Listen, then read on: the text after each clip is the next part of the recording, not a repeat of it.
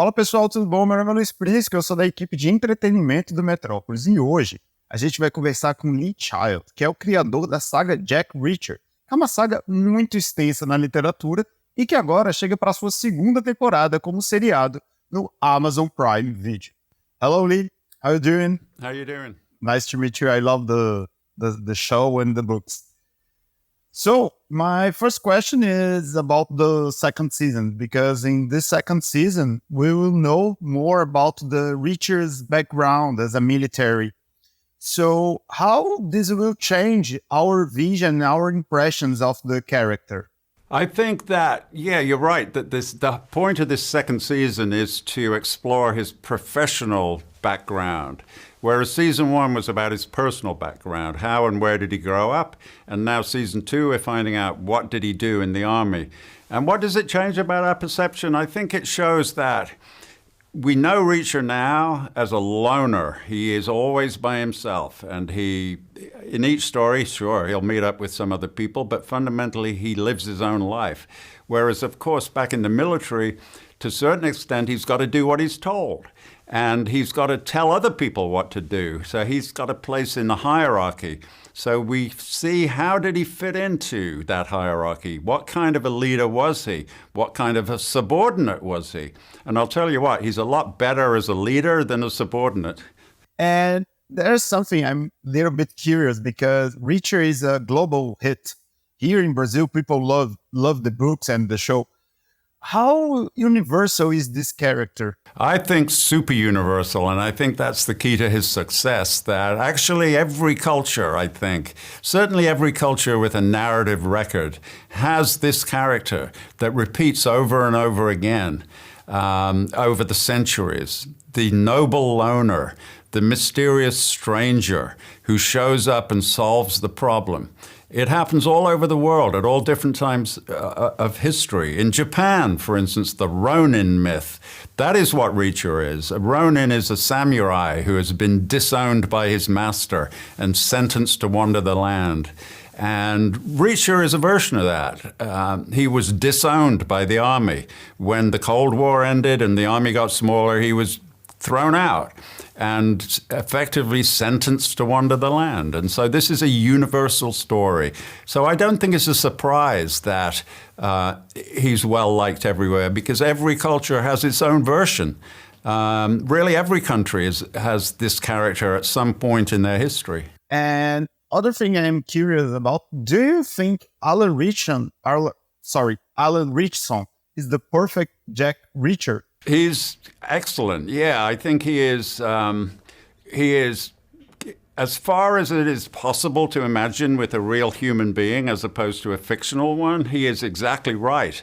And also a very talented actor, and also a very nice guy, which is important to Reacher. Very, very big. That is very important. He's huge, and he's capable of tremendous ferocity. But he's also capable of gentleness and kindness. That's important to the Reacher character. And Alan can do that really well, because that's who he is. I mean, Alan is a huge guy. You see him on the screen, but he's also a very nice man. And that is important to the character too, that this is not a brutal person. He's capable of being brutal, but really he's a perfectly nice man. There are many differences between the book and the show. I'm so sorry. The book I'm talking about is The Bad Luck and Trouble. There are, numerous differences, because it is clearly not possible to put exactly what's on the page onto the screen. There are different mediums, and they have different requirements, and you can never do a straightforward transfer. So there's got to be a lot of intelligent adaptation and a lot of thought that goes into it. And the idea, the aim really, is to make it seem like it is an exact translation, even though it can't be. And that's what they've managed to do this time, I think. It is, numerous details are different because reality is different than what you make up on the page, but it feels exactly the same.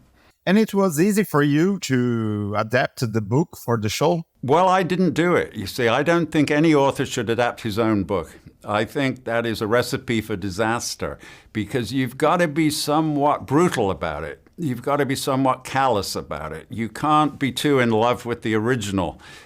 You've got to tear it down and build it back up again.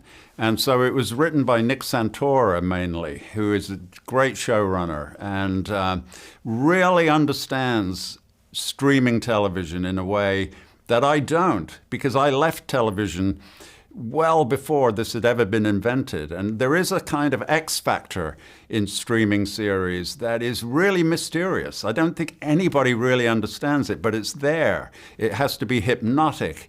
It has to be narcotic. It has to lure you in all the time in a way that has never happened before because we've never had binge watching before. It's a new thing, and therefore it has a new element, and it's something I never learned, and it's something that other people are really, really good at. Do you see Reacher as a superhero?